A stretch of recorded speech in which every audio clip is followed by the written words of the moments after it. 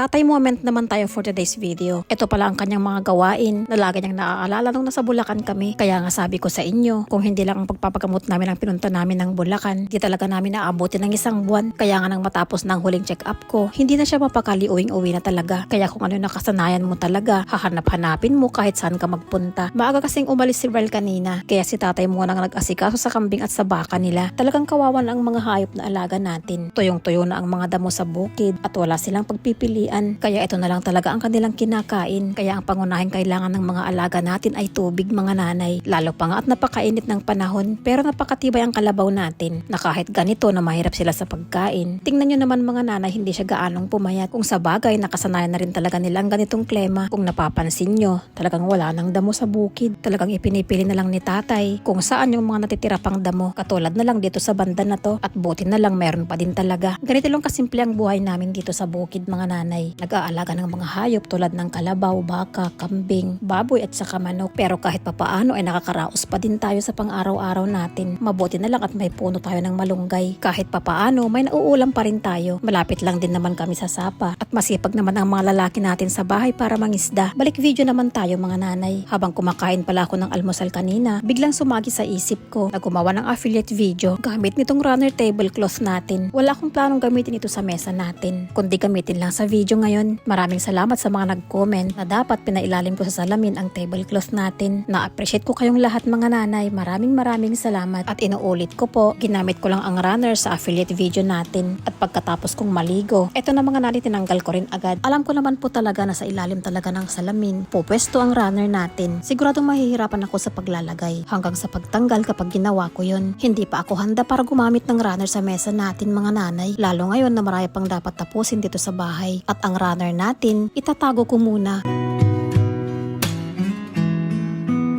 Sakto naman ang pagdating nila Naki galing bayan. At sinamantala ko naman nga ang pagpapabili ng pagkain ng baboy. Buti na lang at kasama niya si Osep, may naghawak sa pinabili natin, mga nanay. Sumunod naman ang pagdating ni Val galing sapa. At may nakuha na naman siyang isda, mga nanay. Napakaswerte nila sa pangingisda. At malaking bagay din ito sa pang-araw-araw naming pagkain. Habang si tatay naman, abala dito sa paggawa ng daspan. Malapit na kasing magretiro ang plastic na daspan natin. Ito na pala ang finished product. Pipinturahan pa natin yan para gumanda. At ito namang si Jamie, napakahilig mapag-isa.